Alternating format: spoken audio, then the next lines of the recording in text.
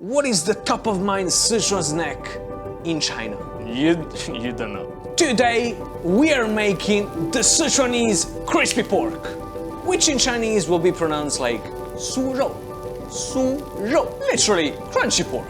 This is a super easy recipe that is going to revolutionize your snacking portfolio. To be enjoyed with any chilled drinks you might have in your fridge. Still don't have a fridge? Get a life, get a fridge. Let's tell you what you're going to be learning by watching this video. The original version wants us to use some pork belly. It gives much more flavor and it's fattier, which makes things even more appealing in terms of taste. But we promise you that pork tenderloin is gonna work just as good as that. With an extra healthy perk because this is fully meat. The other main ingredient of this recipe is actually Sichuan pepper corn. See, these little things add an incredible numbing taste to any recipe, and when in touch with high temperatures, they're really an explosion of flavor. Trust me on this. With this recipe, you're going to be mastering 3 main techniques. How to marinate your pork as to give it all the necessary aromas while tenderizing at the perfection. How to prepare the perfect coating, not just crispy, but numbing this time. And third, how to deep fry these little pork shreds before jumping onto your sofa for the next Netflix series. This video is not sponsored by Netflix, but we do hope so. Cut the pork into thin slices, not too thin. You still want to feel the meat inside these finger snacks. A piece like this should do the job, but really, feel free to cut them as you wish. Now, set the pork aside and let's move on. Peel some ginger, cut it into slices, and same thing for the green onions. Place these into a bowl with some warm water as to obtain an aromatic water. Mix well and job done. So far, so good. The smell is so good, and you can feel this is going to be a great source of umami. Heat up your wok, Sichuan peppercorns in, and gently move them around. You want to control the heat, not to burn them, as they will turn into some nasty bitter things. And now you want them to start releasing their aromas, the numbing. After about 4 minutes, take them out and use a mortar and pestle or anything similar to pound into rough pieces.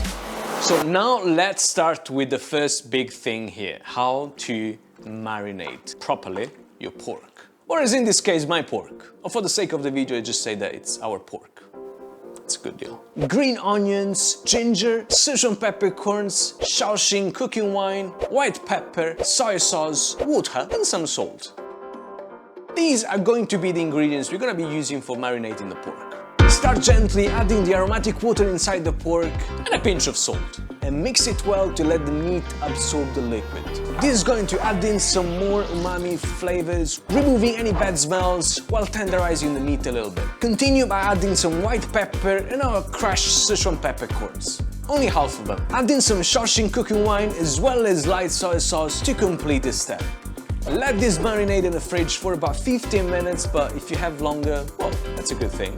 For you, we didn't have time. We just did it for 15 minutes, so what's the problem? Now, as promised, the other big thing, how to prepare the perfect coating. Which makes sense because coating is something that stays outside like a coat. Beautiful. But first, remember to subscribe to the channel while smashing the like button because you love us and we love you too. Right, so what we need here is sesame oil, eggs, and Sichuan peppercorn, of course. Sweet potato starch and some salt. These are going to be the ingredients we're going to be using for our coating, a crispy one. Here we go. Sweet potato starch inside, a pinch of salt, 2 eggs, and start with mixing the batter. Add in the crushed Sichuan peppercorns and mix well. So here, make sure that the batter is thick enough to stick on the meat. Feel free to add any more sweet potato starch if needed. See, the additional Sichuan peppercorns that we put inside the coating make this dish even more numbing and lovely. Now let's get our meat inside. Mix the meat with the butter and let it sit for a while.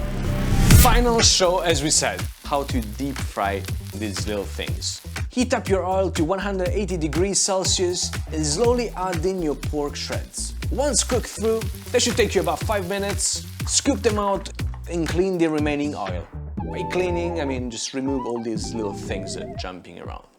Continue by heating up the oil to over 220 degrees Celsius and be very careful here, I'm not joking, be very careful here. We want to deep fry these for the second time to make them nice and crispy. About a minute should be enough to scoop them out for once, and look at these pieces now.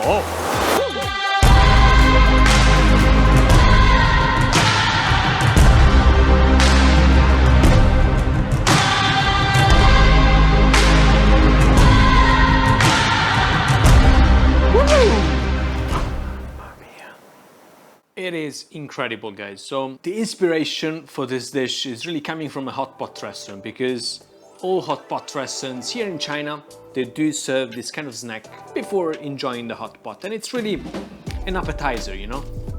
Let's give it a try. And you can see all the Sichuan peppercorns around it in the coating. And it's quite of a big piece of pork, and it should be tender as well inside. You can use your hands, I mean, it's finger food. It's a Chinese way of enjoying finger food.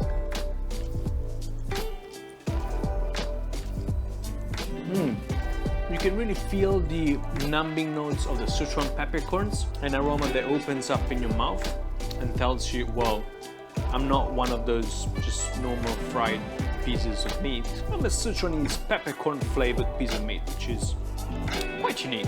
And the good thing as well is that we use tenderloin, so the meat is definitely not fat, which makes this dish even more appealing. Oh, cannot stop it. Look at this. Wow.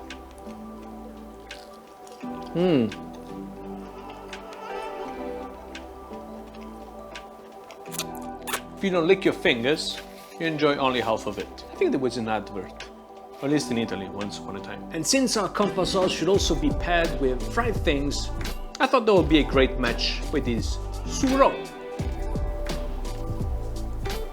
And the smell of this, our compote sauce.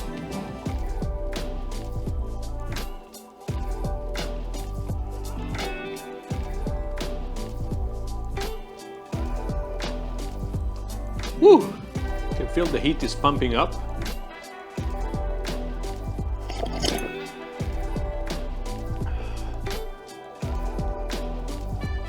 And now that we've told you all the secrets we knew about this recipe, do not forget to visit us on our website www.ChinEAT.shop, because that is where you're going to be discovering all sorts of regional kits, inspirations that are going to turn your kitchen into something great. And check our playlist if you're really interested into Chinese cuisine and other food recipes that are going to be making your life better, hopefully, and more interesting and funnier and happier eventually.